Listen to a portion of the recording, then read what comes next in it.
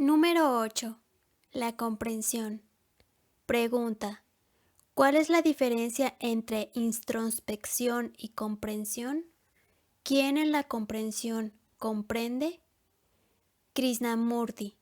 Examinemos primero lo que entendemos por introspección. Por introspección entendemos el mirar dentro de uno mismo, el examinarse a sí mismo. ¿Por qué se examina uno a sí mismo? A fin de mejorar, de cambiar, de modificarse. Es decir, practicáis la introspección para llegar a ser algo, pues de otro modo no os entregaríais a la introspección. No os examinaríais si no existiese el deseo de modificaros, de cambiaros, de haceros diferentes de lo que sois. Esa, por cierto, es la razón evidente de la introspección.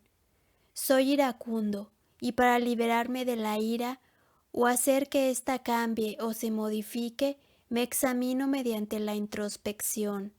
Donde hay introspección, que es el deseo de modificar o cambiar las respuestas, las relaciones del yo, hay siempre un fin en vista, y cuando ese fin no se logra, hay mal humor, depresión. La introspección, pues, siempre va acompañada de depresión.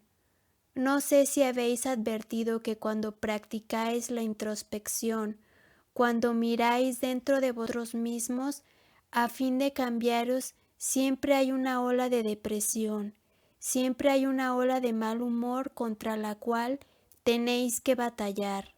Necesitáis examinaros de nuevo para sobreponeros a ese estado de ánimo y así sucesivamente. La introspección es un proceso en el que no hay liberación, porque es un proceso de transformar lo que uno es en algo que no es. Es evidente que esto exactamente es lo que ocurre cuando practicamos la introspección, cuando nos entregamos a ese acto en particular. En ese acto existe siempre un proceso acumulativo del yo, que examina algo con el objeto de cambiarla. Hay siempre, pues, un conflicto de dualidad y por lo tanto un proceso de frustración. Jamás hay una liberación, y comprendiendo esa frustración uno se siente deprimido. La comprensión es enteramente diferente. La comprensión es observar sin condenar. La comprensión produce entendimiento porque no hay condenación ni identificación, sino observación silenciosa. Si quiero comprender algo, debo observarlo, no debo criticar, no debo condenar, no debo perseguirlo cuando es placer, ni evitarlo cuando no es placer. Lo único que debe haber es silenciosa observación de un hecho. No hay un fin en vista, sino comprensión de todo lo que va surgiendo. Esa observación y la comprensión de esa observación cesan cuando hay condenación, identificación o justificación. La introspección es mejoramiento de uno mismo y por lo tanto la introspección es egocéntrica.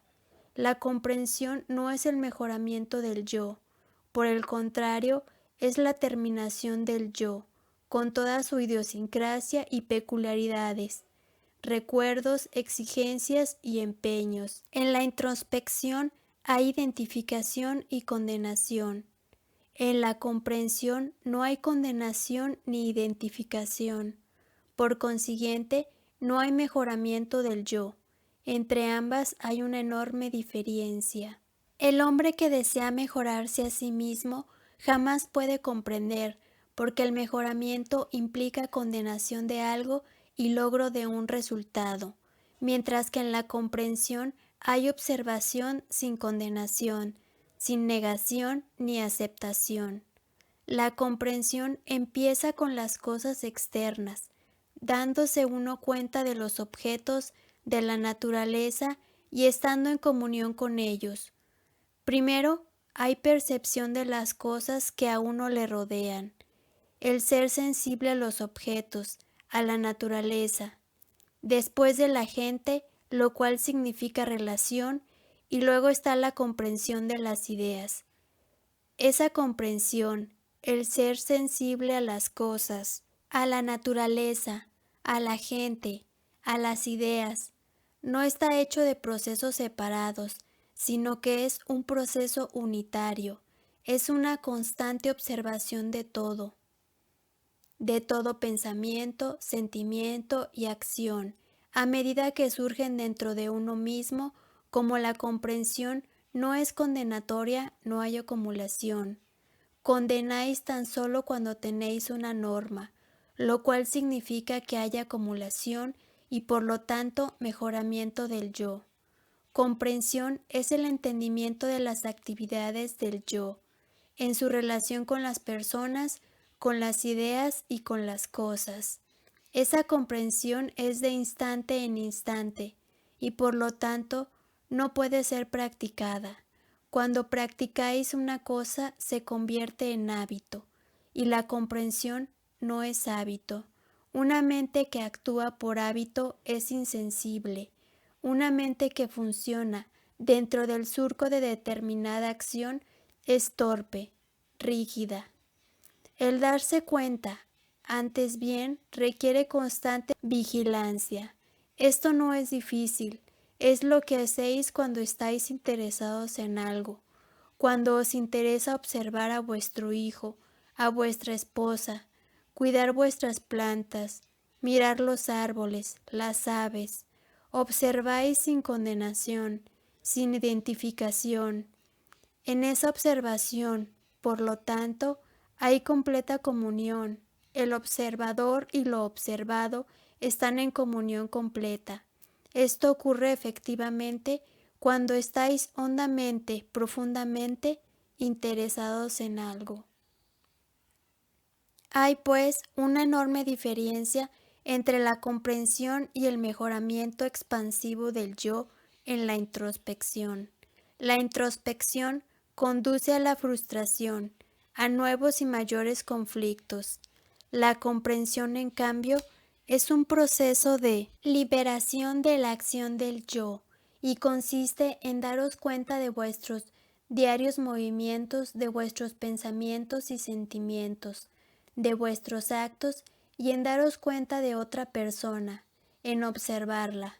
Eso podéis hacerlo tan solo cuando amáis a alguien, cuando os halláis hondamente interesados en algo, y cuando yo quiero conocerme a mí mismo, todo mi ser, todo el contenido de mí mismo, y no una o dos capas tan solo, es obvio que no debe haber condenación.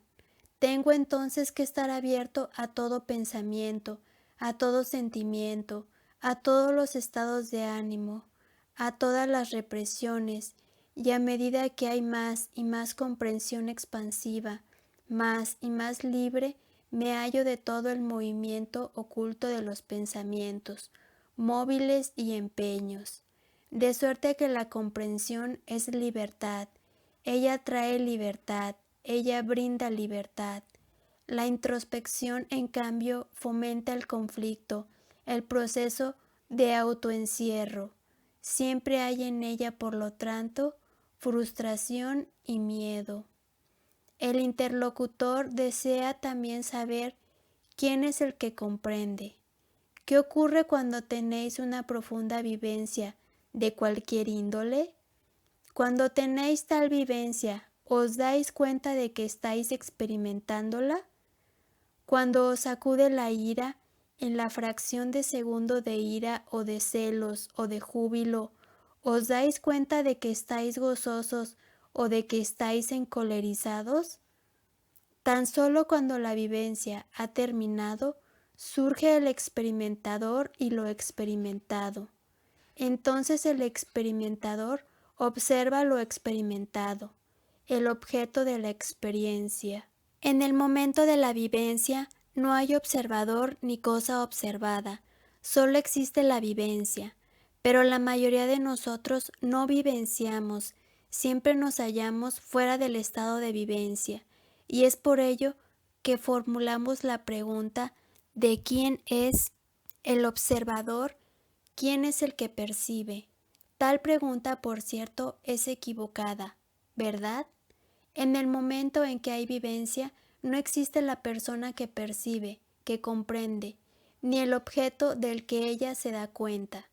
No hay observador ni cosa observada, sino tan solo un estado de vivencia.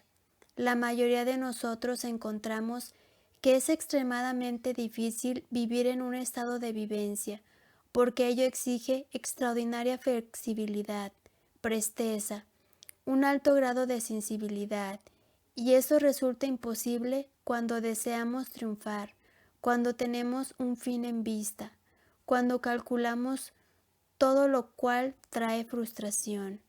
Pero el hombre que nada exige, que no persigue una finalidad, que no anda en busca de un resultado con todo lo que ello implica, un hombre así se halla en estado de constante vivencia. Todo tiene entonces un movimiento, un significado, y nada es viejo, nada se carboniza, nada resulta repetitivo, porque lo que es jamás es viejo. El reto es siempre nuevo, solo la respuesta al reto es lo pasado, y lo pasado crea más residuo, que es el recuerdo, el observador que se separa del observado, del reto, de la experiencia. Podéis experimentar con esto por vosotros mismos de un modo muy simple y muy fácil. La próxima vez que estéis encolerizados o celosos, o que sintáis codicia, o que seáis violentos, o lo que sea, observaos a vosotros mismos. En ese estado vosotros no existís, solo hay ese estado del ser, pero al momento, al segundo siguiente, dais nombre y definís el sentimiento. Le llamáis celos, ira, codicia. Habéis pues creado de inmediato el observador y lo observado, el experimentador y lo experimentado. Cuando hay experimentador y una cosa experimentada, el experimentador procura modificar la experiencia, cambiarla, recordar cosas con ella asociadas y lo demás.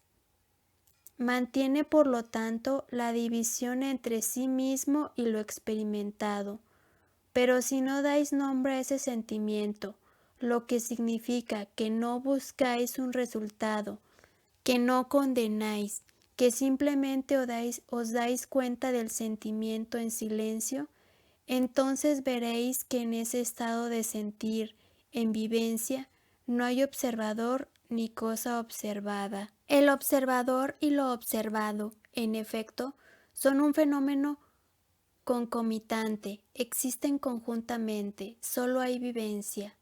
De suerte que la introspección y la comprensión son enteramente diferentes. La introspección lleva a la frustración, a mayor conflicto, puesto que en ella está implícito el deseo de cambio, y el cambio es mera continuidad modificada. La comprensión es un estado en el que no hay condenación, justificación ni identificación, y en el que, por lo tanto, hay entendimiento. Y en ese estado de pasiva comprensión no existe el experimentador ni lo experimentado. La introspección, que es una forma de mejoramiento, de expansión del yo, jamás podrá conducir a la verdad, porque es siempre un proceso de encierro en uno mismo, mientras que la comprensión es un estado en el que la verdad puede manifestarse.